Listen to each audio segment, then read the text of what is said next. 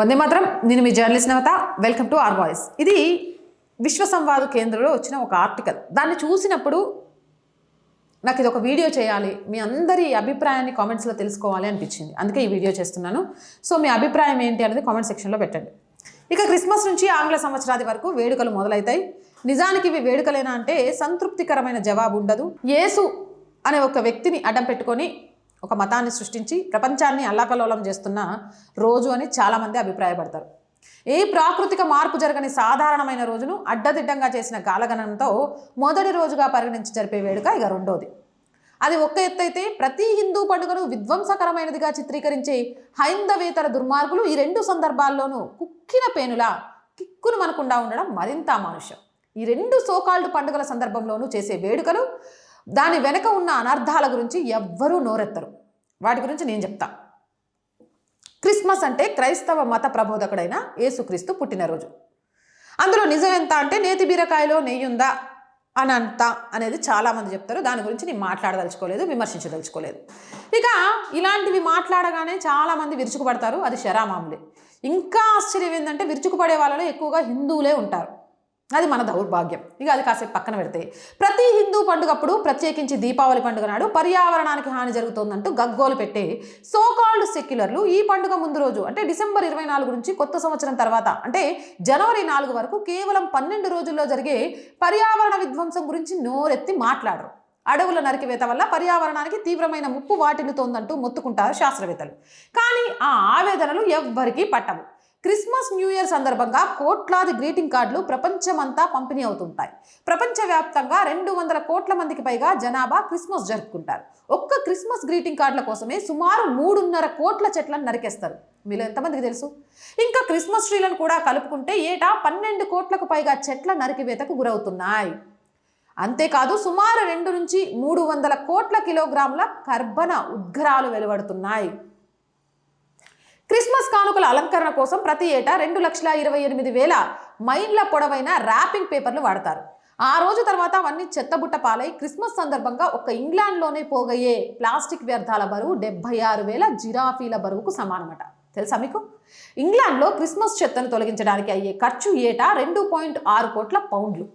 సంవత్సరం పొడుగునా పేరుకొనే చెత్త కంటే ఒకే ఒక్క క్రిస్మస్ రోజున పేరుకొనే చెత్త 30% కంటే ఎక్కువ. క్రిస్మస్ సమయంలో 10 కోట్లకు పైగా చెత్త సంచులు పోగవబడతాయి. ఇంకా ఆహార పదార్థాల వృధా, ప్లాస్టిక్తో తయారు చేసిన క్రిస్మస్ చెట్లు, నిజమైన క్రిస్మస్ ట్రీసు ఇవన్నీ పర్యావరణానికి కలుగజేసే హాని అంతా ఇంత కాదు. ఇంగ్లాండ్ రాయల్ మొఘల్ గణాంకాల ప్రకారం ఒక యూకేలోనే ఏటా 15 కోట్ల క్రిస్మస్ కార్డులు పంపిణీ అవుతాయి. అమెరికాలో పరిస్థితి మరింత ఘోరం. హాల్మార్క్ గ్రీటింగ్ కార్డు అసోసియేషన్ గణాంకాల ప్రకారం 130 కోట్ల కార్డులు బట్వాడా అవుతాయి. ఇంకా క్రిస్మస్ ట్రీస్ విషయానికి వస్తే ఇంగ్లాండ్లో ఏటా 80 లక్షల చెట్లు విక్రయం అవుతాయి. అదే అమెరికాలో అయితే 4 కోట్ల చెట్లు క్రిస్మస్ ట్రీలుగా తెగిపడిపోతాయి. ఇంగ్లాండ్లో క్రిస్మస్ సందర్భంగా 20 లక్షల టర్కీ కోళ్లు, 50 లక్షల క్రిస్మస్ పుడ్డింగ్స్, 7.5 కోట్ల మీన్స్ పై మాంసం ముక్కలు వృధాగా పారేస్తారు. మొత్తంగా ఒక ఇంగ్లాండ్లోనే 3 లక్షల టన్నుల ఆహార పదార్థాలు వృధా అవుతాయి. ఆస్ట్రేలియాలో అయితే సుమారు 50 లక్షల టన్నుల ఆహార పదార్థాలు నేలపాలవుతాయి. అమెరికాలో థ్యాంక్స్ గివింగ్ డే నుంచి న్యూ ఇయర్ డే వ్యవధిలో 2.5 కోట్ల టన్నుల చెత్త పేరుకుంటుంది.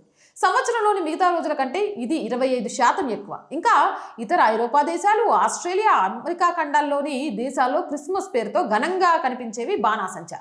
దీపావళి నాడు చమురు దీపాలు మాత్రమే పెట్టుకోండి, బాణాసంచా కాల్చొద్దంటూ నీతి కబుర్లు చెప్పే పెద్ద మనుషులు హోదవే ఉండరు. రసాయనాలతో తయారు చేసే బాణాసంచ వల్ల వాయు కాలుష్య కారకాలు విపరీతంగా పెరిగిపోతాయి. కార్బన్ డైఆక్సైడ్, నైట్రోజన్ ఆక్సైడ్లు, సల్ఫర్ డైఆక్సైడ్లు, కార్బన్ మోనాక్సైడ్, ఇతర వాయువులు ఉసురు తీసేస్తున్నాయంటారు. అమెరికాలో 2021లో బాణాసంచ మీద పెట్టిన ఖర్చు సుమారు $150 కోట్ల. జర్మన్లు ఏటా కొత్త సంవత్సరం నాడు కాల్చే బాణాసంచా ఖరీదు సుమారు $2.5 కోట్ల. పర్యావరణ స్పృహ పెరుగుతున్న తరుణంలో 2019లో ఇంగ్లాండ్లో బాణాసంచా అమ్మకాలను నిషేధించాలంటూ 300 మందికి పైగా ప్రజలు పిటిషన్పై సంతకాలు చేశారు. అయినా ఫలితం ఏమైనా ఉందా? ఏవీ లేదు. ఇంకా కొత్త సంవత్సరం సందర్భంగా కాల్చే బాణాసంచ వల్ల గాయపడే వారి సంఖ్య అధికమే. ఆస్ట్రియాలో ఏటా సుమారు 200 మంది ఇలా గాయపడుతుంటారు. ఆ దేశంలో 90% ప్రమాదాలు ఈ సమయంలోనే జరుగుతాయి. చైనా రాజధాని షాంఘై నగరంలో 2015 నూతన సంవత్సరం వేడుకల ప్రమాదంలో 36 మంది చనిపోయారు. కనీసం మరో 50 మంది గాయపడ్డారు. ఈ సోకాల్డ్ పండుగల వల్ల ప్రభావితమయ్యే జంతువులు, పక్షుల సంఖ్య కూడా తక్కువేమీ లేదు. 2021లో ఇటలీ రాజధాని రోమ్లో వందలాది పక్షులు చనిపోయాయి. ఇక డ్రంక్ అండ్ డ్రైవ్ కేసులకైతే లెక్కే లేదు. ఇలాంటి వినాశకర దినాలను పండుగలుగా భావించి వేడుకలు జరుపుకోవడం మూర్ఖత్వం కాక మరేంటి? వీటి వల్ల ఆనందం, సంతోషం ఏమొచ్చినట్టు నాకైతే అర్థం కావట్లేదు. మీరు కామెంట్ చేసేయండి, చదివేస్తా. మోర్ వీడియోస్ కోసం ఛానల్ని వెంటనే సబ్స్క్రైబ్ చేయండి. అండ్ రోజు చెప్తుందేనండి, ఆర్ వాయిస్ పొలిటికల్ రెండు మన ఛానల్సే. So please subscribe our channels. మీరు చేసే సబ్స్క్రిప్షన్ ఈ ఛానల్స్కి కొండంత బలాన్ని ఇస్తుంది, నిజాన్ని నిర్భయంగా చెప్పే ధైర్యాన్ని ఇస్తుంది. ఆర్ వాయిస్ కంటెంట్ చాలా బాగుంది, సమాజానికి, దేశానికి, ధర్మానికి ఉపయోగపడుతుంది అని ఆలోచించే వాళ్ళు మీకు తోచిన ఆర్థిక సహాయం చేసి ఈ ఛానల్ని నిలబెట్టండి. ఆర్థికంగా సపోర్ట్ చేయాలి అంటే సబ్స్క్రిప్షన్ పక్కనే జాయిన్ అనే బటన్ ఉంది. 1 to 5 లెవెల్స్ ఉన్నాయి. ఏదో ఒక లెవెల్లో సపోర్ట్ చేయండి. లేదా స్క్రీన్ మీద గూగుల్ పే, ఫోన్ పేతో పాటు అకౌంట్ డీటెయిల్స్ ఉన్నాయి. మీకు తోచిన సహాయాన్ని అందించవచ్చు. వ్యాపార ప్రకటనల కోసం 8328500576 నెంబర్ని సంప్రదించండి. జై హింద్, జై భారత్.